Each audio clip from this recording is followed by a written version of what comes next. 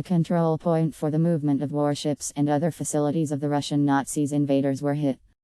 On April 21, and on the night of April 22, 2026, units of the Defense Forces of Ukraine struck a number of important facilities of the Russian Nazis' aggressor. In particular, the Streletsky control point for the movement of warships of the Black Sea flotilla of the Russian Nazis invaders was hit in city of Sevastopol in the temporarily occupied Ukrainian Crimea. Also, the unmanned aerial vehicles control points of the Russian Nazis invaders in the areas of the settlements of Korovyakovka and Tyotkino in Kursk region of the so-called Russian Federation, and the control point of the Molniya unmanned aerial vehicles of the Russian Nazis invaders in the area of Dobrolyubivka village in the temporarily occupied territory of the Ukrainian Kharkiv region were hit. In addition, Ukrainian soldiers struck the control point of the Russian Nazis unit in the area of the settlement of Vyazovy in the Belgrade region of the so-called Russian Federation. Also, the command and observation points of the Russian Nazis invaders were hit near village of Zatyshny in the temporarily occupied territory of the Ukrainian Donetsk region, and village of Vysokoy in Belgrade region of the so-called Russian Federation.